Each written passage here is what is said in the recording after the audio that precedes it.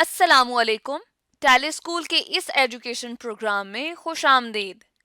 ये programme TV पर हुकूमत पाकिस्तान और सबक फाउंडेशन की शिराकत से पेश किया जा रहा है। इसके लेसन्स पाकिस्तान के तमाम तालीमी बोर्ड्स बशमूल कैम्ब्रिज के सिलेबस के मुताबिक तैयार किए गए हैं, जिसमें एजुकेशनल कंटेंट सबक फाउंडेशन प्रोवाइड कर रही है। सबक फाउंडेशन की वेबसाइट सबक.pk पर केजी से 12वीं जमात तक वीडियोस और प्रैक्टिस टेस्ट बिल्कुल मुफ्त दस्तयाब हैं। आज हम स्टडी करेंगे calculation of pH and pOH और इंडिकेटर्स के बारे में।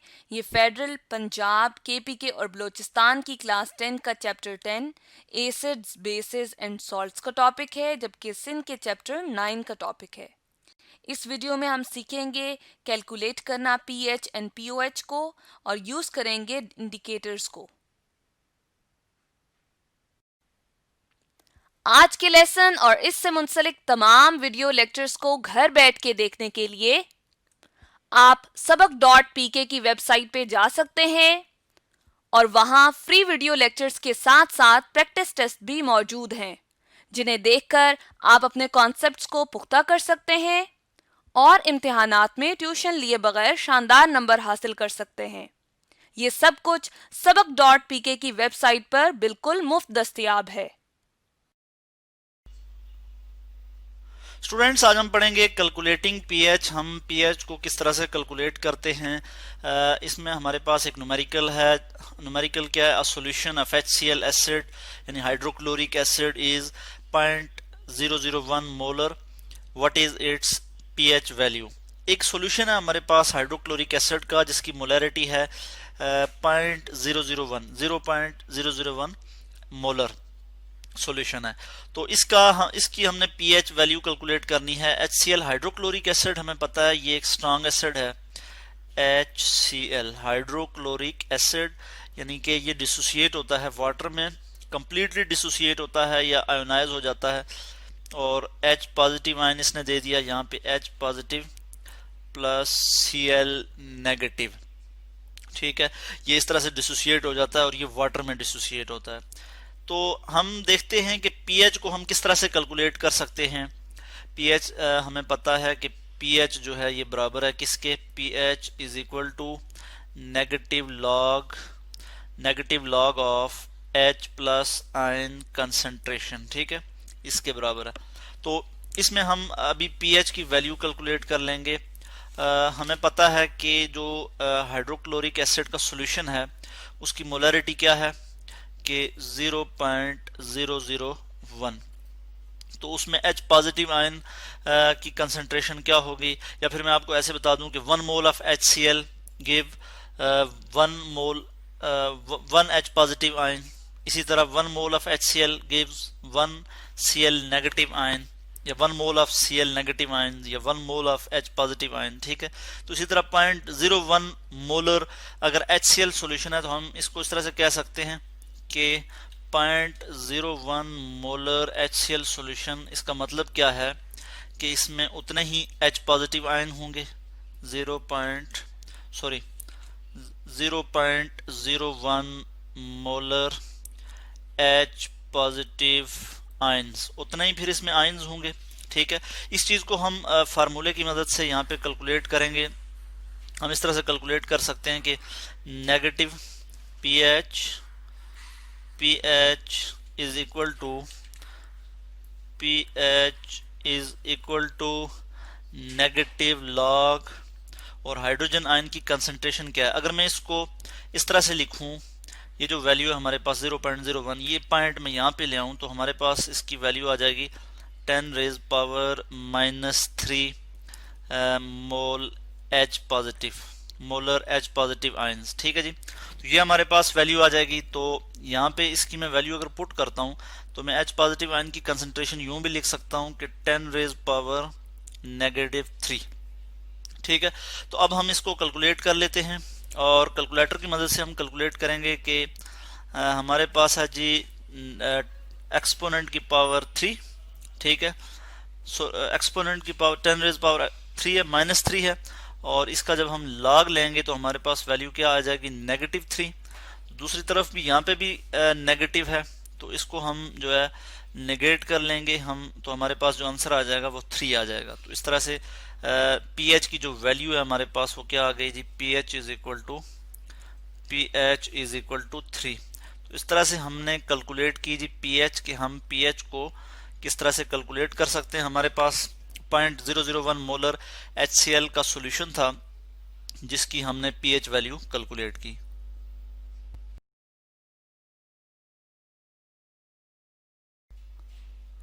Calculating pOH. स्टूडेंट्स, आज हम एक न्यूमेरिकल देखेंगे जिसमें हम पीएच कैलकुलेट करेंगे। हमारे पास न्यूमेरिकल है, find out the pOH of 0.001 molar solution of NaOH।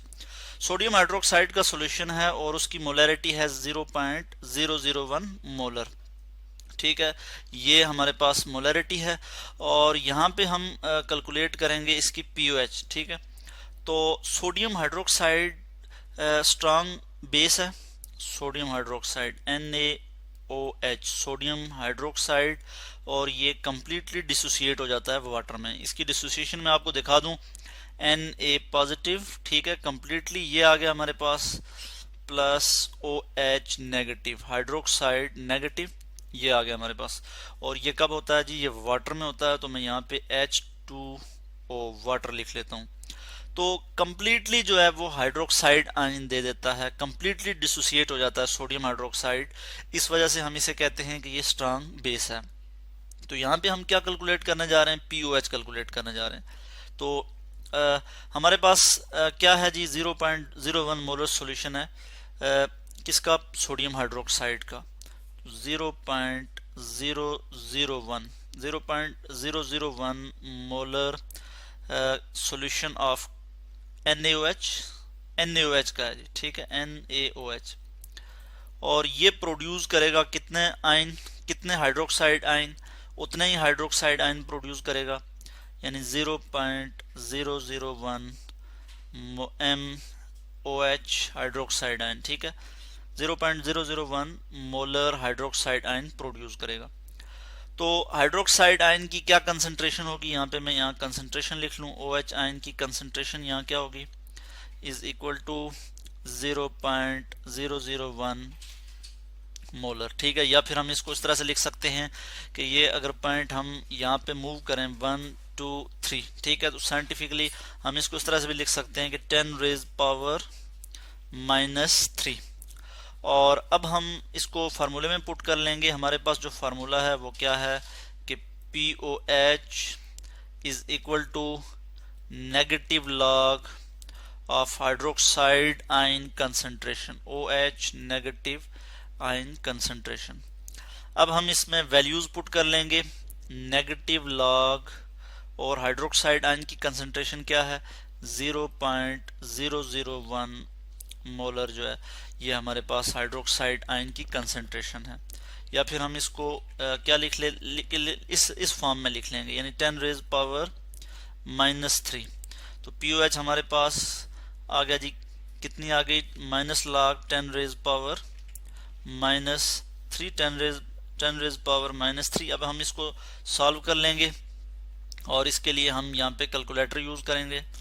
Calculator में दिखा दूं आपको, इसमें हम लिख लेते हैं कि यहाँ पे हम कैलकुलेटर यूज करेंगे। तो 10 रेज पावर -3 है, तो मैं इधर क्या लिखूंगा, 3 इंटू 10 रेज पावर -3, ठीक है, का लॉग हम जब लेंगे तो ये हमारे पास क्या आ गया, -3। इसको हम -3 को नेगेट कर लेंगे तो हमारे पास क्या आ जाएगा, 3 आ जाएगा। तो इज इक्वल टू हमारे पास जो वैल्यू आ गई 3 आ गई, क्योंकि यहाँ पे भी माइनस था तो इसलिए यहाँ पे क्या हो गया, 3 आ गया।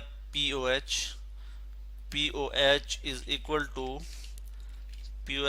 टू 3। तो हमारे पास POH की वैल्यू क्या आ गई, 3 आ गई। अब हम अगर हमसे कोई पूछे कि pH, आप इसी से जो है pH फाइंड करें, pH जो है हमें कोई अगर हम ये कहते हैं कि pH जो है वो फाइंड करें, तो pH हम किस तरह से फाइंड कर सकते हैं, तो इसी से हम pH भी फाइंड कर सकते हैं। अगर हमने POH को फाइंड किया है तो किस तरह से फाइंड कर सकते हैं कि हमारे पास फार्मूला है pH plus POH is equal to 14। तो अब हम क्या कर लेंगे कि pH हमारे पास क्या है, pH हमने फाइंड करनी है, तो ये इज इक्वल टू 14 और ये प्लस इधर आके माइनस हो जाएगा, माइनस POH। ठीक है, और अब हम क्या करेंगे कि is equal to 14 minus POH हमारे पास क्या है, 3 है, इज इक्वल टू हमारे पास आंसर क्या आ जाएगा, 14 माइनस 3 किया हमने तो हमारे पास आंसर आ गया 11। तो pH इज इक्वल टू 11। इस तरह से हमने POH और से इस तरह से हमने POH से pH भी जो है यहाँ पे फाइंड कर ली। तो आज हमने क्या देखा कि हम POH किस तरह से फाइंड करते हैं, और हमने यहाँ पे सोडियम हाइड्रोक्साइड जिसकी मोलरिटी या जिसकी कंसंट्रेशन क्या थी 0.001 मोलर सॉल्यूशन था सोडियम हाइड्रोक्साइड का, इसकी हमने POH फाइंड की और साथ ही हमने pH फाइंड की।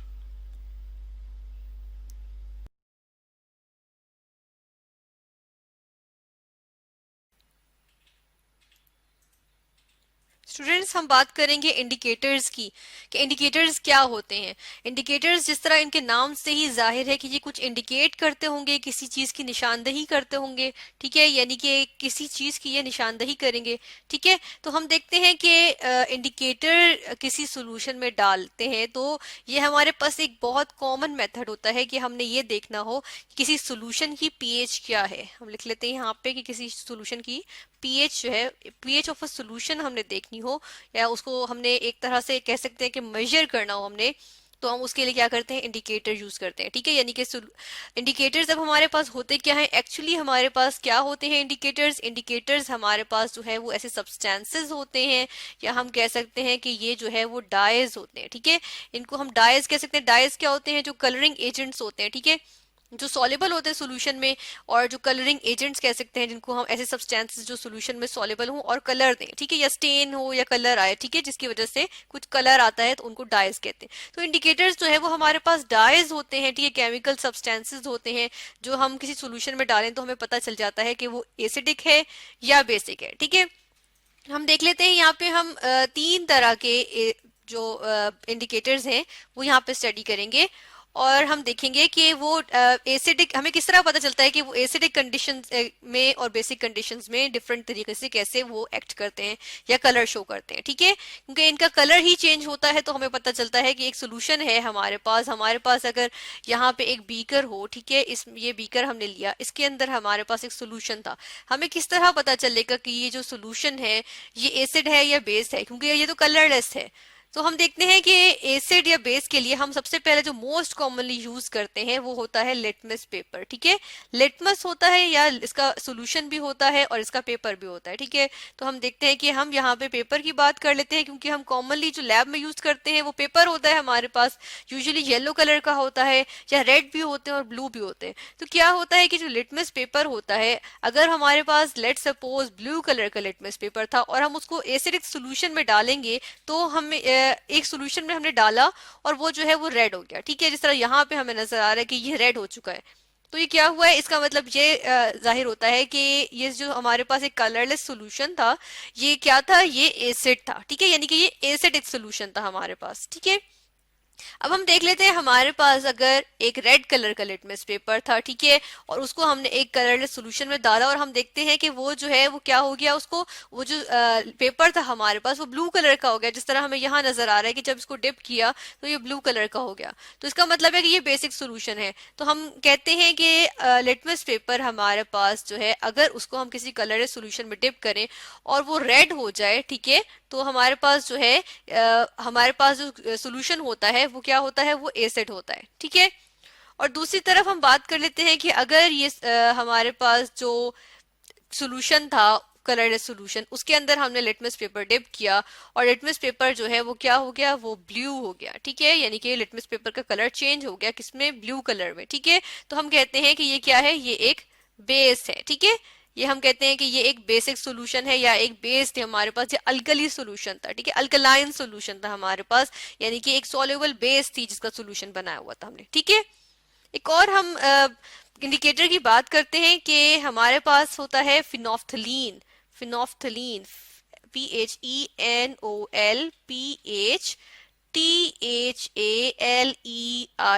फिनोफ्थलीन। फिनोफ्थलीन हमारे पास ऐसा इंडिकेटर होता है जो एसिडिक सॉल्यूशन में जो है वो कलरलेस शो होता है। ठीक है, हम देखते हैं कि जब एसिड बेस की, हम यूजुअली एसिड बेस की डिफरेंट एक्सपेरिमेंट्स जब करते हैं तो उसमें हम यूज करते हैं फिनोफ्थलीन को, और देखने के लिए कि हमारे पास जो सोल्यूशन है, क्योंकि यूजुअली हमारे पास कलरलेस सोल्यूशंस होते हैं, इसमें फिनोफ्थलीन हम यूज करते हैं एसिड बेसिस में कि देखने के लिए कि हमारे पास सोल्यूशन एसिडिक है या बेसिक। तो अगर हमारे पास सोल्यूशन में हम फिनोफ्थलीन डालें, फिनोफ्थलीन खुद भी जो है वो सोल्यूशन फॉर्म में हमारे पास मौजूद होती है, यूजुअली जो लैब में अवेलेबल होती है वो सोल्यूशन फॉर्म में होती है, और हमारे पास कलरलेस सोल्यूशन था, उसमें फिनोफ्थलीन के कुछ ड्रॉप्स डाले। ठीक है, क्योंकि इंडिकेटर को जो है वो हम इंडिकेटर की जो है हम ये भी मेंशन करते हैं कि इसकी जस्ट सम अमाउंट, ठीक है, इसकी यानी कि बहुत ज्यादा जरूरत नहीं होती, सम अमाउंट, या हम कहते हैं कि स्मॉल अमाउंट इसकी चाहिए होती है। ठीक है, बिल्कुल स्मॉल अमाउंट, यानी कि हम चंद ड्रॉप्स डालते हैं इंडिकेटर के और हमें फौरन से जो है वो रिजल्ट मिल जाता है, फौरन से पता चल जाता है, क्योंकि फटाफट जो है वो कलर चेंज हो जाता है। तो हम यहाँ देख रहे हैं कि फिनोफ्थलीन हमने जो है एक एसिडिक सोल्यूशन में नोरसिस के ड्रॉप्स डाले तो कोई फर्क नहीं पड़ा, यानी कि सोल्यूशन कलरलेस था और कलरलेस ही रहा। ठीक है, फिर हम देखते हैं हमारे पास एक बेसिक सोल्यूशन था, हमने उसमें फिनोफ्थलीन डाला, यानी कि एक और कलरलेस सोल्यूशन था, उसमें जब हमने फिनोफ्थलीन के कुछ ड्रॉप्स डाले, ठीक है, फिनोफ्थलीन के सॉल्यूशन के कुछ ड्रॉप्स डाले जब हमने इसके अंदर, तो ये जो है वो पिंक हो गया, लाइट पिंक हुआ, उसके बाद डार्क डार्क डार्क, यहाँ तक कि इतना डार्क हो गया कि ये पर्पलिश लुक आना शुरू हो गई। ठीक है, तो हम कहते हैं कि ये जो है वो हमारे पास इंडिकेट करेगा कि जो हमारा सोल्यूशन है वो बेसिक सोल्यूशन है। ठीक है, यानी कि ये हमारे पास बेसिक सोल्यूशन है, और जिस सोल्यूशन में, जिस हमारे पास सोल्यूशन को फर्क नहीं पड़ा फिनोफ्थलीन डालने की वजह से, तो वो कौन सा सोल्यूशन हुआ, वो एक एसिडिक सोल्यूशन हुआ। ठीक है, ये हमारे पास क्या है, ये एसिडिक सोल्यूशन आ गया। ठीक है, एक और इंडिकेटर की बात कर लेते हैं। हमारे पास एक इंडिकेटर होता है जिसका नाम है मिथाइल ऑरेंज। ठीक है, इसका हम नाम मेंशन करते हैं कि ये कहलाता है methyl orange. Methyl orange, methyl orange का कलर इटसेल्फ जो है वो ऑरेंज कलर का होता है। ठीक है, तो हम देखते हैं कि जब हम इनको डिफरेंट सॉल्यूशंस में डालते हैं, इसके भी फ्यू ड्रॉप इसका सॉल्यूशन बना के हम, ठीक है, इसका हम सॉल्यूशन बना लेते हैं और इसके जस्ट फ्यू ड्रॉप्स, ठीक है, 2 to 3 ड्रॉप्स जो है वो हम किसी सॉल्यूशन में डालेंगे। ठीक है, लेट्स सपोज हमारे पास थी 5 टेस्ट ट्यूब्स थी। ठीक है, हमने देखा हमारे पास 5 टेस्ट ट्यूब्स थी, ये हमारे पास 5 टेस्ट ट्यूब्स हम बना लेते हैं। ठीक है, 1 2 3 4 और ये 5। ठीक है, ये 5 टेस्ट ट्यूब्स थी हमारे पास, और इसको जो है वो हमने एक जो टेस्ट ट्यूब होल्डर में रखा हुआ था। ठीक है, ये हमारे पास एक टेस्ट ट्यूब होल्डर आ गया। ठीक है, ये हमने बना लिया एक टेस्ट ट्यूब होल्डर, इसके अंदर हमने इनको फिक्स किया हुआ था। ठीक है, ऊपर से भी नीचे से भी इनको हमने फिक्स किया हुआ था। अब इनके अंदर हमने जो है वो डालेंगे सोल्यूशन, किस चीज का, मिथाइल ऑरेंज का। इसके अंदर हमारे पास कलरलेस सोल्यूशंस थे, इन सब में हमारे पास जो है वो कलरलेस सोल्यूशंस मौजूद थे। ठीक है, और हमने क्या किया, हमने जो है वो इसके अंदर मिथाइल ऑरेंज का एक एक ड्रॉप इन सब में डाल दिया। ठीक है, तो हम देखते हैं कि क्या हमारे पास रिजल्ट आएगा, हम किस तरह पता चलेगा कि ये सॉल्यूशंस कौन एसिडिक है कि बेसिक है। तो ये हमारे पास रिजल्ट आ गया। ठीक है, जैसे ही हमने इसके अंदर जो है वो क्या डाला था, हमने इसके अंदर मिथाइल ऑरेंज के कुछ ड्रॉप्स डाले थे, तो हम देख रहे हैं कि जो बहुत स्ट्रॉन्ग एसिडिक था, यानी कि जिसकी जो स्ट्रॉन्ग एसिड था, जो सॉल्यूशन स्ट्रांगली एसिडिक था, वो जो है वो डार्क रेड हो गया। ठीक है, हमें वो रेड सा नजर आ गया, फिर ऑरेंज, फिर लाइट ऑरेंज, फिर लाइट ऑरेंज, और आहिस्ता आहिस्ता करके येलो हो गया। तो हम देखते हैं कि जो हमारे पास मिथाइल ऑरेंज होता है, इससे जो कलर आता है एसिडिक सोल्यूशन को, वो होता है रेड। ठीक है, ये एसिडिक सोल्यूशन है और हम कहते हैं कि कौन सा कलर आया, हमारे पास कलर आया रेड। ठीक है, जबकि दूसरी तरफ हम देख रहे हैं कि जो हमारे पास एक्सट्रीम पे कलर है वो है येलो। हम येलो कलर देख रहे हैं कि येलो कलर हमारे पास आया, तो हम कहते हैं जो हमारे पास जितना स्ट्रॉन्ग बेस होती है, जितनी स्ट्रॉन्ग बेस होगी उतना ही हमारे पास येलो कलर आएगा, यानी कि ऑरेंज खत्म होता जाएगा या उसके अंदर से रेडिशनेस खत्म होती जाएगी। ठीक है, रेड जो इसका कलर है, वो रेड का जो इसके अंदर जो एसेंट आ रहा है इसके अंदर, वो इसके अंदर से खत्म होता जाएगा। ठीक है, और इसके अंदर क्या आता जाएगा, इसके अंदर जो है वो येलो ज्यादा होता जाएगा। ठीक है, तो हम देख रहे हैं कि जब जितना बेसिक होता जा रहा है उतना ही ये क्या हो गया, ये जो है वो येलो हो गया। ठीक है, तो स्ट्रॉन्ग बेसिस जो है वो येलो कलर शो करती है मिथाइल ऑरेंज में, और जो एसिडिक होते हैं वो डार्क रेड शो करते हैं। ठीक है, तो हमें इस तरह से अंदाजा हो जाता है कि जो हमारे पास सोल्यूशन है वो कितना एसिडिक है, कितना बेसिक है।